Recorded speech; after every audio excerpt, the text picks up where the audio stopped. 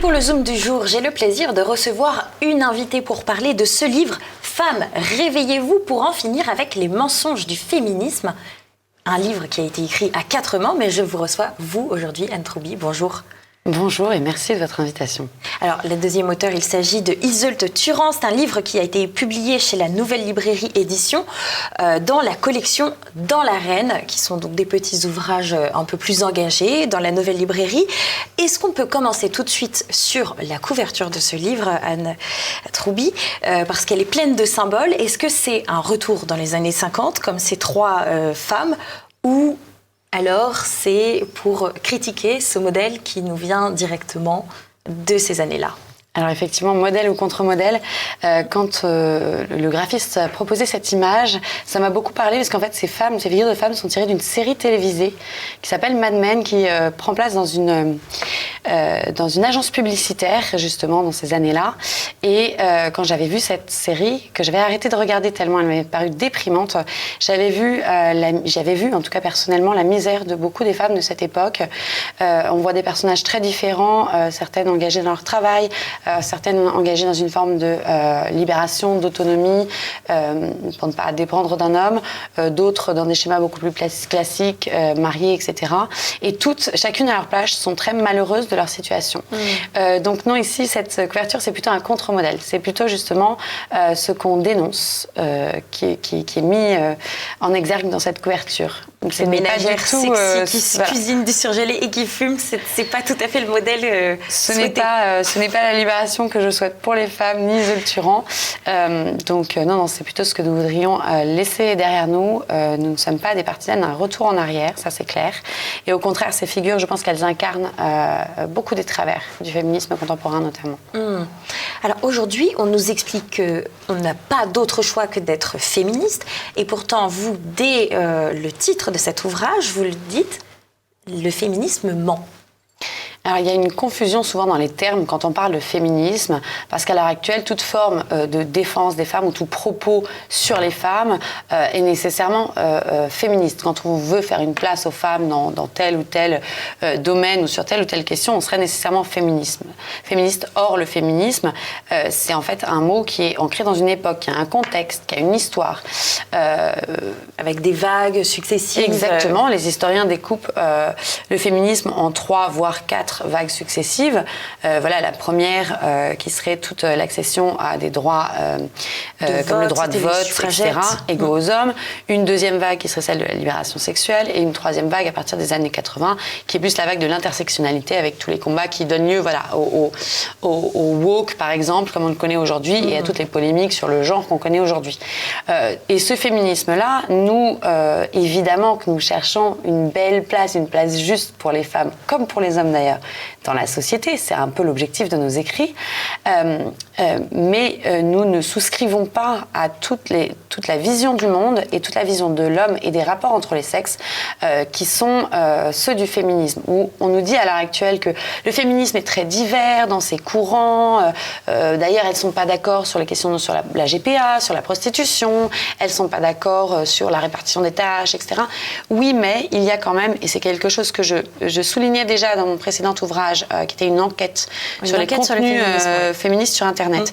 Et je soulignais déjà qu'il y a un vocabulaire commun, il y a des références communes, il y a des figures symboliques communes. Donc malgré tout ce féminisme dans cette diversité est assis sur un patrimoine intellectuel, culturel et symbolique commun que nous ne partageons pas. Et c'est là effectivement où nous ne nous définissons pas, ni Iseult ni moi, ni le mouvement que nous avions fondé, Antigone, comme féministes, et pour autant nous ne nous définissons pas comme antiféministes. Nous cherchons nos propres réponses pour ces questions de sexuation et de rapport entre les sexes dans la société, mais à partir d'une base de pensée différente de celle des féministes, qui est celle de la reconnaissance d'une différence et d'une complémentarité des sexes. Voilà. Qui n'est pas que biologique, qui se traduit aussi dans des symboles et dans des institutions politiques. Oui, parce que j'allais vous faire la blague du chasseur, mais est-ce qu'il y a un bon ou un mauvais féminisme? Alors, on a tendance à penser également que le féminisme qu'on connaît aujourd'hui serait un dévoiement de combats justes. je souligne que même aujourd'hui, il y a des combats féministes qui peuvent être tout à fait soit justes, soit légitimes, parce que quand on parle, par exemple, de la souffrance des femmes violées ou battues par leur conjoint, quand on parle de la difficulté qu'ont les mères de famille à gérer un quotidien, eh bien, on part de constats réels, en fait. Les féministes, c'est quelque chose que j'observe assez fréquemment, c'est qu'elles partent du constat d'une souffrance qui est bien réelle. Et le problème étant que comme elles sont dans une grille de lecture du monde qui est erronée, à mon sens, elles y apportent des solutions non seulement erronées, mais de plus en plus idéologues. Et c'est quelque chose qui traverse toute l'histoire du féminisme, c'est-à-dire qu'on prend cette question épineuse du droit de vote. Les féministes ne sont pas les seules à avoir milité pour le droit de vote des femmes, et par ailleurs, elles ont quand même mis 150 ans à l'obtenir. Ce qui est intéressant quand on se penche sur l'histoire de ces débats, c'est que, en fait, ce combat pour le droit de vote, en fait, il y a plusieurs courants qui ont milité et il y a eu une forme d'instrumentalisation politique de cette question de l'identité féminine et masculine. Certaines, par exemple, ont décidé de minimiser les différences entre les sexes pour dire nous appartenons à la même espèce humaine, donc il semble logique, puisque nous sommes tous doués de raison, que les femmes aient accès au droit de vote. Et il y avait toute une frange plus différentialiste qui disait voilà, les hommes font un peu n'importe quoi, les femmes sont douées d'un cœur énorme et vertueux, donc donnons le droit de vote aux femmes et le monde s'en portera mieux, il y aura moins de guerre demain. Je pense que ces deux dialectiques sont erronées. Ce qui se passe au moment où ces revendications émergent, c'est qu'il y a un changement dans la nature de notre organisation politique, d'une part, c'est le moment de la Révolution française, mais aussi dans la manière dont on pense la société et le politique. C'est-à-dire qu'on passe, pour faire extrêmement bref et extrêmement synthétique, on passe de l'idée d'une société qui est un corps social, qui est un tout organique et vivant, à une société qui serait le fruit d'un contrat, c'est les fameuses théories du contrat, de tous entre tous. Et donc, c'est quand même un rapport aux politiques, à la société extrêmement différent. C'est pareil, on passe d'une certaine vision de l'homme, héritée d'Aristote, l'homme est un animal social et politique, à l'homme est une machine pensante. Et à partir de là, en fait, ce que je reproche, moi, au féminisme de cette époque et à ces débats-là, enfin, on ne peut pas reprocher le passé au passé, mais l'analyse qu'on en tire, c'est qu'en fait, elles se sont mis, en fait, tous ces courants-là, dans toute leur diversité, ont adopté ce modèle politique nouveau, alors qu'il y avait des moyens de penser les choses différemment. Ce n'était pas le seul scénario possible. Maintenant, les choses sont faites. Mais par exemple, le vote au Moyen-Âge, les femmes votaient. Le vote étant communautaire et familial. C'est-à-dire que c'était la plupart du temps les hommes qui votaient, mais en tant que représentants d'une unité familiale. Et donc, quand monsieur est absent, madame pouvait tout à fait, en son nom et au nom de toute sa famille, voter, signer un contrat, etc. Donc il y a d'autres manières d'envisager le vote. Et à partir du moment, effectivement, où on considérait que chacun, ou dans cette conception de la société où chacun était un individu isolé, oui, les revendications féministes étaient légitimes. C'est là où on en revient à un bon ou un mauvais féminisme. Je n'oublie pas votre question. Les revendications féministes en la matière étaient légitimes. Donc on a tendance à dire c'est un bon féminisme, alors que même si ces revendications étaient légitimes, eh bien, les bases de pensée sur lesquelles elles se fondaient avaient déjà quelque chose de problématique qui va se continuer plus tard. Voilà. Alors, on comprend cette forme d'oppression de la femme ressentie, une oppression ressentie. Est-ce que finalement elles ont toujours été des victimes éternelles, ces femmes, ou selon vous sont-elles des produits de l'époque qui est très victimaire aujourd'hui ? Ah oui, nous vivons dans une époque très victimaire, mais c'est effectivement une forme de dialectique, de discours qui est omniprésent aujourd'hui et qui n'est pas propre aux femmes. C'est-à-dire que les femmes sont victimes du terrible patriarcat blanc, hétéro-oppresseur. Mais soyons clairs, les LGBT, les Noirs, mais même les petits garçons blancs, hétéros, en sont victimes parce qu'on voudrait en faire des perpétuateurs du patriarcat.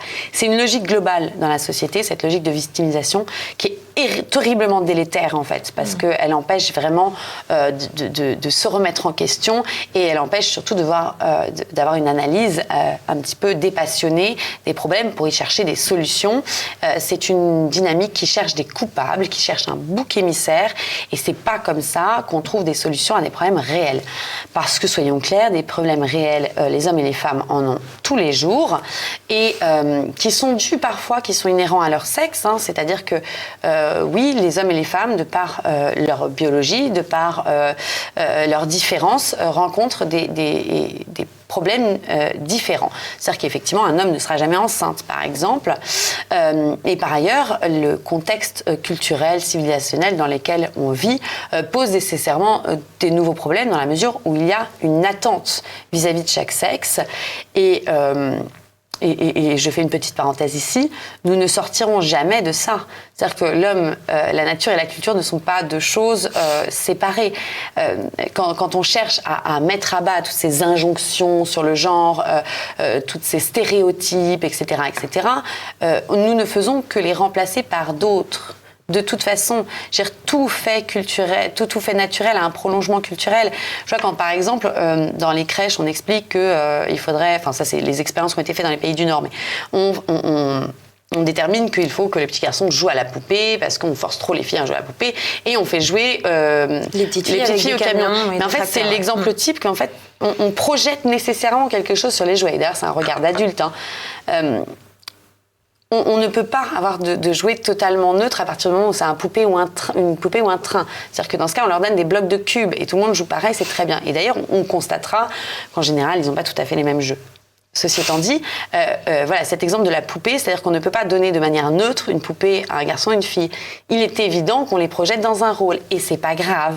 C'est pas grave, ça fait partie du fait d'être un être humain, que d'avoir justement une projection dans des objets, dans des jouets, d'être entouré de symboles et d'attentes sociales. Donc effectivement, je pense qu'il y a un mythe sur cette question, une atmosphère très victimaire, qu'on projette sur le passé en considérant que toutes les femmes sont d'éternelles victimes, et on se sert pour se faire de moments où, effectivement, leur situation n'était pas idéale.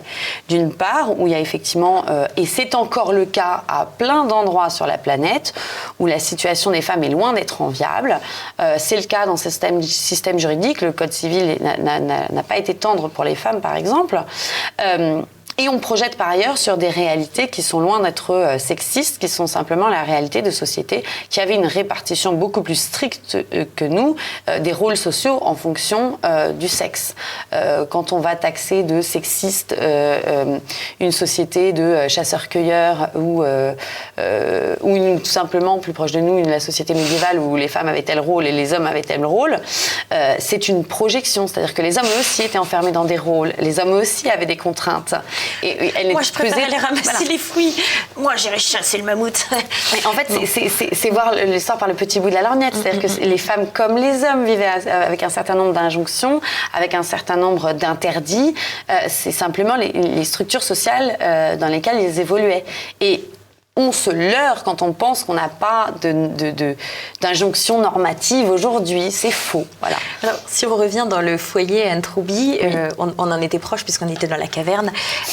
Vous dites que le féminisme, c'est la mort du père. Comment, dès lors, est-ce qu'on peut imaginer un équilibre entre les parents, qui restent des parents quand même pour élever ses enfants?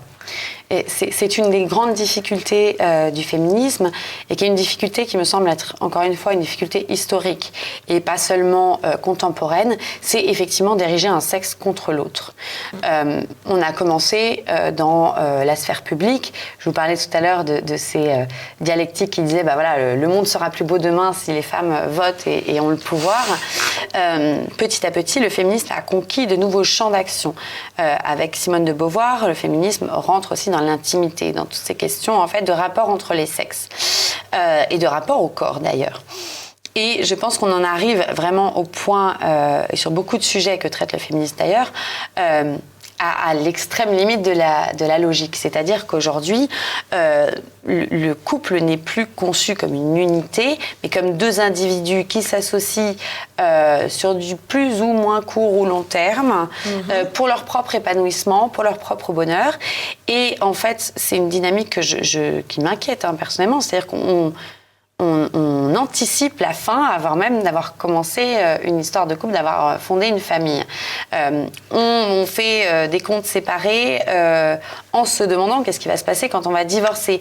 Justement, il y a une attaque très forte dans votre livre contre le mariage. C'est plus une garantie satisfaisante selon vous ? Alors, c'est-à-dire que le mariage c'est la prolongation en fait politique d'une réalité naturelle. La rencontre d'un homme et d'une femme est potentiellement fécond. Il va potentiellement y avoir des enfants.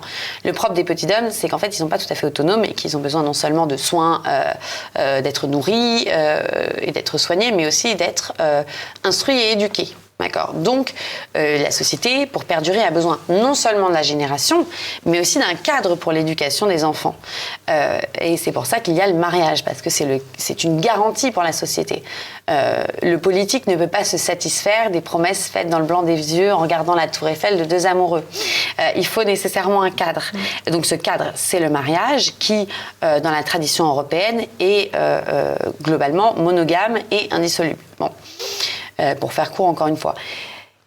Sauf que les attaques qu'il y a aujourd'hui contre le mariage datent d'il y a un petit peu de temps. C'est-à-dire qu'on a commencé à vider le mariage de sa substance il y a longtemps déjà.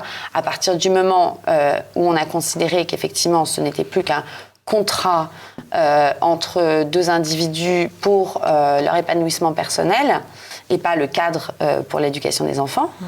À partir du moment où on a mis l'amour au centre, c'est pas que je souhaite des mariages sans amour, bien au contraire, mais à partir du moment où c'est devenu le ciment du couple, eh bien, on a un problème, parce qu'à partir du moment où il n'y a plus d'amour, il n'y a plus de couple. Alors qu'à partir du moment où on prend cette responsabilité et cet engagement normalement dans le mariage, on assume un certain nombre de devoirs mutuels et réciproques dans le couple, l'un vis-à-vis de l'autre. C'est un serment, c'est un engagement devant la communauté. C'est là où il faut distinguer effectivement le mariage en tant qu'institution du fait que les gens se mettent en couple. Ce sont des choses différentes. Et le fait, par exemple, que le politique privilégie le mariage, donne des droits spécifiques aux personnes mariées, ne constitue pas une discrimination. Ça n'est pas juger le couple qui ne se marie pas comme étant moins valide ou comme s'aimant moins. Il y a des couples mariés qui s'aiment moins que certains couples non mariés, c'est pas la question. C'est simplement que c'est une garantie politique nécessaire. Voilà, c'est un simple raisonnement politique, c'est pas un jugement sur l'amour. On a beaucoup de confusion à l'heure actuelle. Et effectivement, le mariage à l'heure actuelle a été vidé de toute sa substance et du coup ne constitue plus une garantie pour les conjoints, ne constitue plus une garantie de stabilité pour les enfants, ni une garantie pour la société. D'ailleurs, à ce titre, il y a une charge aussi dans votre ouvrage contre l'État et contre l'instruction qui joue un rôle, dites-vous, dans l'éclatement des familles. Est-ce que vous pouvez nous expliquer pourquoi ? À partir du moment, on a une citation de Badinter assez parlante dans l'ouvrage, il me semble, dans la première partie de l'ouvrage, qui est dédiée justement à toutes les attaques du féminisme contre cette figure du père de famille. Et en fait, le premier mouvement, c'est effectivement de s'attaquer au père de famille, en se disant en s'attaquant à la sacro-sainte autorité du père de famille, certaines féministes qui ont mené ces batailles, ou alors qui les ont au minimum applaudi, se sont dit super, les femmes vont prendre la place. Sauf que non, ce qui se passe, c'est pas ça, c'est que l'État a pris la place, parce qu'à partir du moment où on a voulu couper la tête au père, ce que ça crée, c'est que ça coupe l'unité politique qui est censée représenter le couple, quels que soient les arrangements particuliers des uns et des autres. C'est pareil en matière de contrat de mariage, etc. Il y a des arrangements, mais les institutions telles qu'elles sont faites pour reconnaître normalement à l'origine l'unité économique et politique qui est censée constituer un couple marié. Bref, quand on coupe la tête du père, c'est pas la mère qui prend sa place, et on l'écrit, c'est le juge, c'est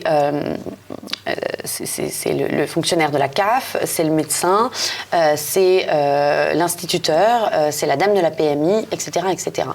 Et loin d'avoir redonné une belle place à la mère, au contraire, on a inféodé en tuant le père la mère et le père, un consortium d'experts, et c'est pour ça qu'on le dit à l'État, parce que ce sont ces experts-là en tant que représentants de l'État. Parce que par exemple, on prend la figure de l'instituteur ou du médecin, il y a des bons instituteurs, il y a des bons médecins, mais la manière dont on a organisé la société à l'heure actuelle, avec, je pense, des choses comme l'éducation nationale, ou pour les médecins, on l'a vu avec le Covid, il y a une pression faite aux médecins d'obéir à un certain nombre d'injonctions étatiques, au Conseil de l'ordre, etc.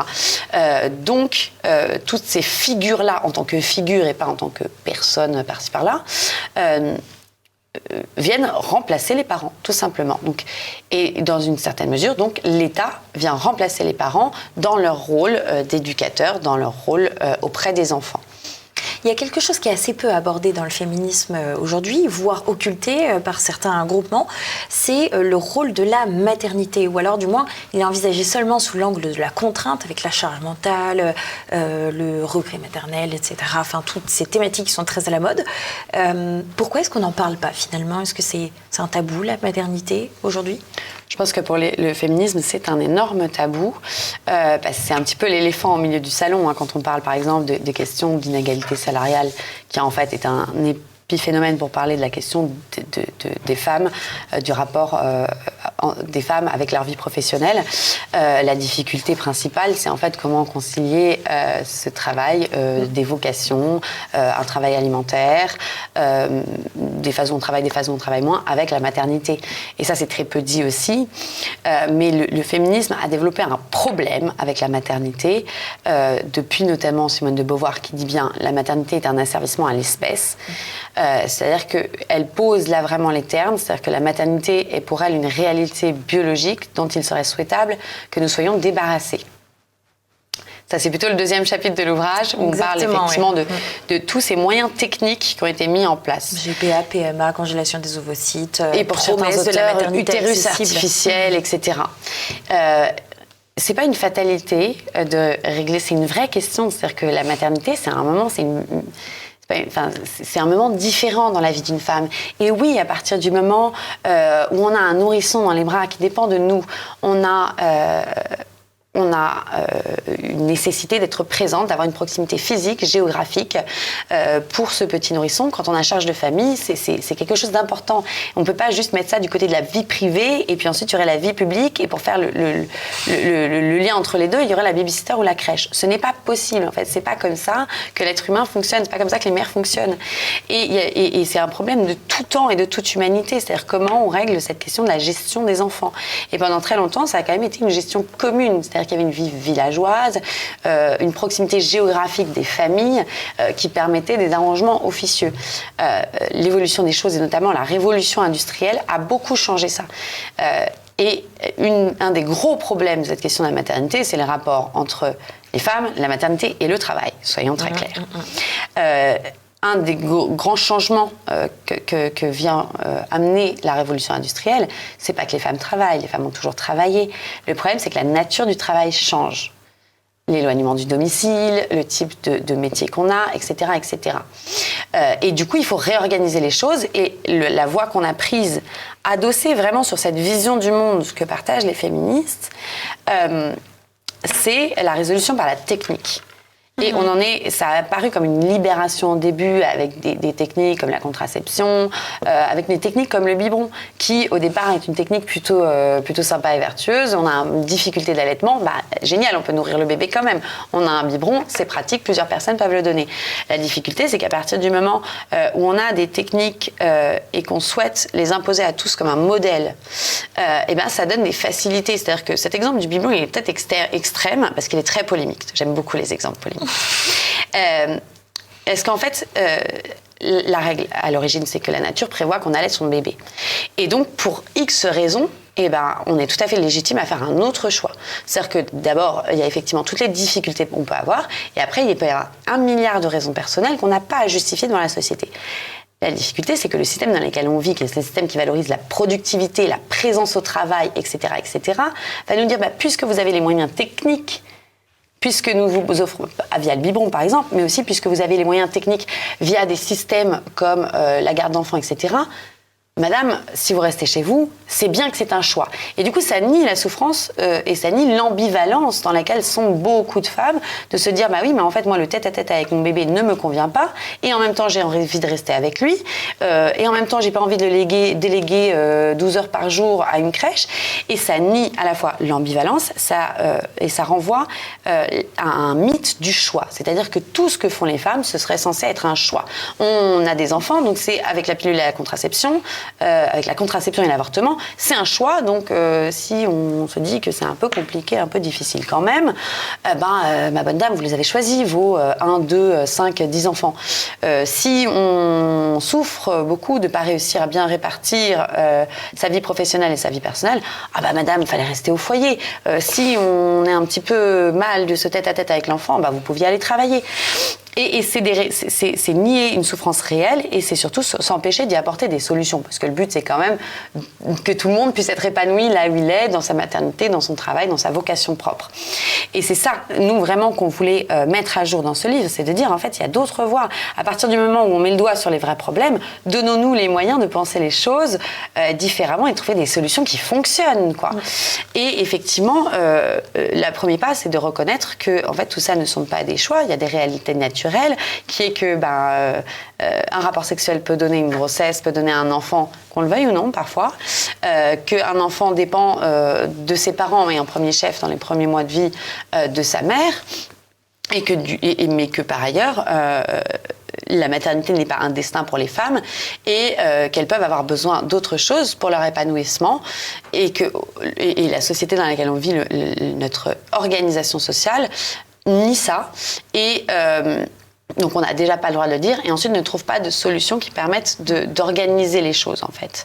Donc on finit avec un isolement énorme des mères qui est un vrai problème et on finit aussi avec une palanquée de solutions techniques ou de solutions commercialisables qui ne répondent pas aux besoins humains derrière ces problèmes.